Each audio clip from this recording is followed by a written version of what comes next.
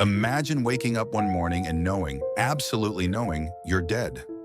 Not I feel awful, not I'm exhausted, but I don't exist. Today I'm going to tell you about a patient who came to see me not for a diagnosis, but to confirm his own death. I'm a physician, and over the years I've learned something. People rarely arrive with a single symptom. They arrive with an entire inner script, one the brain writes to explain suffering. That day, the chart looked ordinary.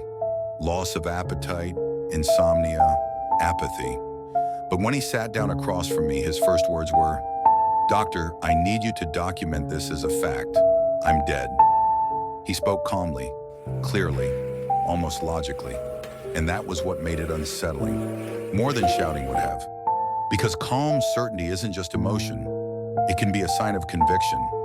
When a patient says something like that, the worst move is to argue reality head-on. So I asked, "When did you start feeling this way?" And what he described wasn't mysticism. It was a sequence. Sleepless nights, anxiety, then emptiness, then the sense that his body wasn't really his. And at some point, his brain stamped the final conclusion. If I can't feel life, then I must not exist. He said a sentence I wrote down word for word. The silence inside me is so complete, it's not silence anymore. It's absence. That's one of the frightening things the brain can do. It can translate an experience into a fact. Then came the detail that mattered most. I stopped brushing my teeth, showering, eating properly. Why would a dead person do that? And that's why these cases should never be romanticized. Cotard syndrome isn't a spooky urban legend. It's a condition that can lead to severe neglect, malnutrition, and real immediate risk.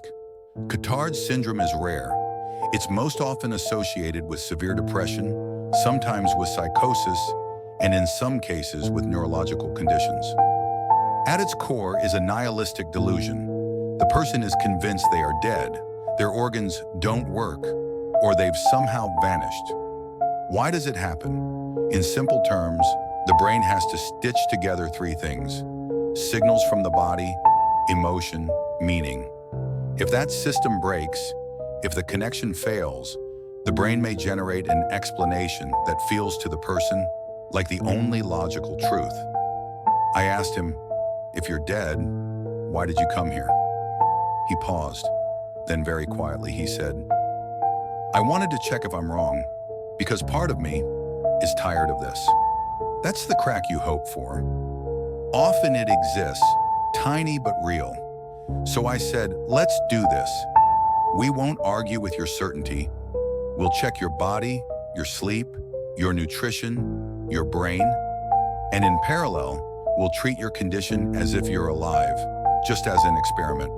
He nodded. That agreement, small as it seems, was the first step. From there, it became a team effort. Medical evaluation, ruling out physical and neurological causes, psychiatric treatment planning, support, structure, close monitoring. At some point, he said, "Maybe I didn't die. Maybe I shut down." And that word was painfully accurate. Not weak, not lazy, not broken. Just shut down. This story isn't about the supernatural. It's about how convincing the brain can be when it's in pain. If you want, in the next video I can break down how to talk to someone with delusional beliefs, what language helps, and what instantly destroys trust. And most importantly, if you recognize the feeling "I don't exist, I'm empty, I'm dead inside," it's not a verdict. It's a signal to seek help, and help can work.